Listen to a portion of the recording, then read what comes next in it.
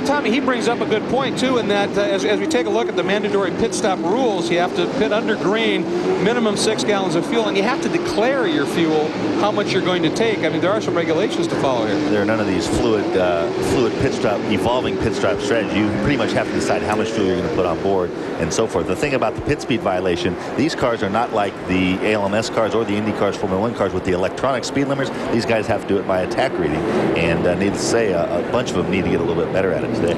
Yeah, that was very clearly pointed out. Now, lights are out on the pace car. Boy, they are crowding it right there. Tommy Archer all over the back of the pace car, and you can't pass the pace car until it actually gets into pit lane. So he's going to have to be very, very patient. The pace car makes the turn. Now it's up to Archer. Oh, Gentilozzi, a little intimidation there. Wants to let Tommy know that this is going to be a fight.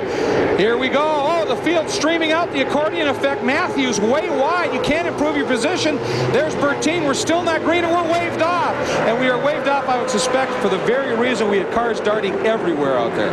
What usually happens there, it's hard to know without being that far back in the field, but there's an accordion effect, and I think Jim Matthews, probably everyone was stopped in front of him. He popped out to keep from running to the back. What happens if the front row starts doing a little bit, cat and mouse, that just, accentuates it as it goes back through the grid. So that's a non-start. The race distance will start now in terms of counting laps, but the starter didn't like that. There was a lot of elbowing going on there, a little, maybe even high stick in there. Paul Gentilozzi and Tommy Archer. I think it's hard to tell who was initiating that, but obviously Tommy Archer, it's his grid to set, but Paul wants to let him know that he's the guy he's going to have to go through for this victory. Yeah, putting the lean on him a little bit. I don't think there was contact, but he was running him mighty, mighty close. I think there was contact on about 4 occasions, actually. We'll see. We'll see. Now this, let's go back and take a look at it. Now they've already really got done with the shoving match, and this is when they started to roll into the throttle, isn't it? Now the back of the field is where they said the issues were, and that was the wave up, but that happened earlier too, I think.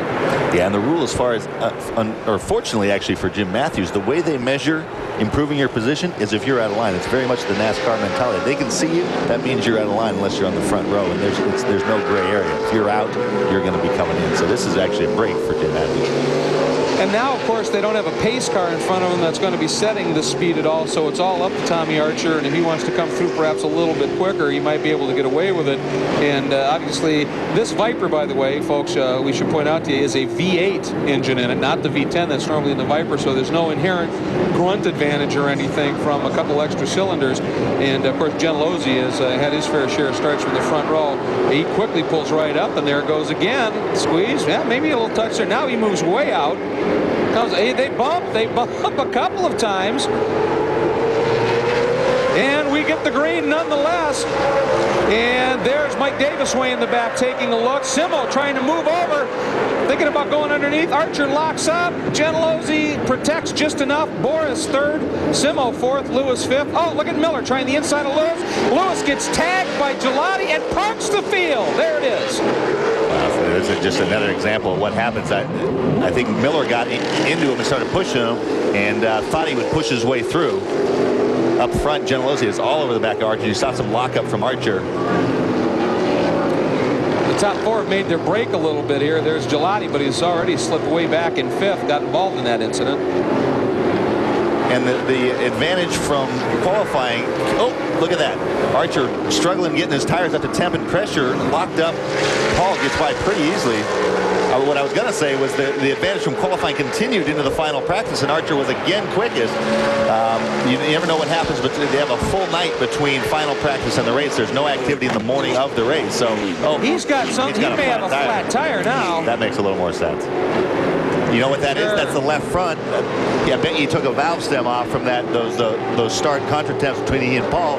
It's easy to clean a valve stem off. That's exactly what happened here. This is not going to be the last you'll hear about this. He's going to be hot. Well, and obviously, because we saw that lockup almost immediately after he came through the festival curves. In that next turn, he started to lock up. So his tire was probably going down at that point. On board with Simo. Oh, he got a great drive, and he's by him. Boy, he got by Boris Said very, very cleanly, and now he's thinking about Gentilozzi. Nope, Gentilozzi covers heading into turn one.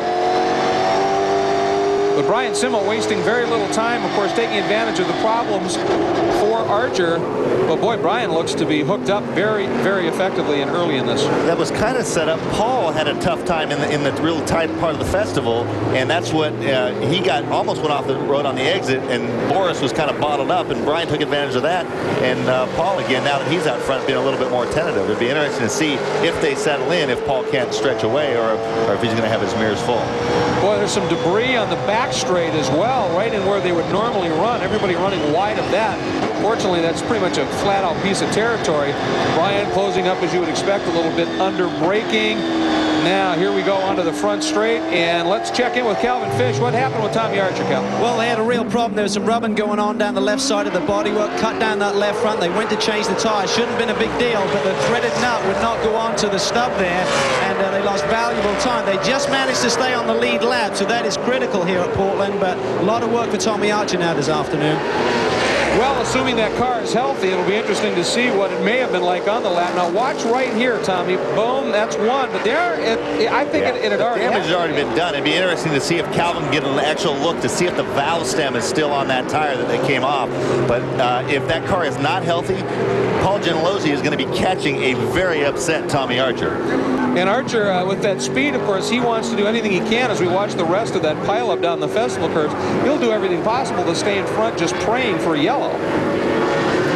It's interesting. I'm sorry, go ahead. Talking with Paul yesterday, Paul kind of has sent the word out amongst the guys in the series. If there's any funny business that takes him out of the championship, he said, if you get it to me, he says, I flat out will wait, and you will not finish that race. If that same sort of philosophy applies to Tommy Archer, we got some fireworks coming if Paul gets up onto the back of that Viper. Oh, and Simo runs wide, and Boris said, wastes no time, ducks right back underneath. And, of course, that little bit of a maneuver there has allowed Gentilozzi to open up a little bit more of a margin as he continues to lead now here at Portland International Raceway. Simo and said, continue to battle. We will be right back.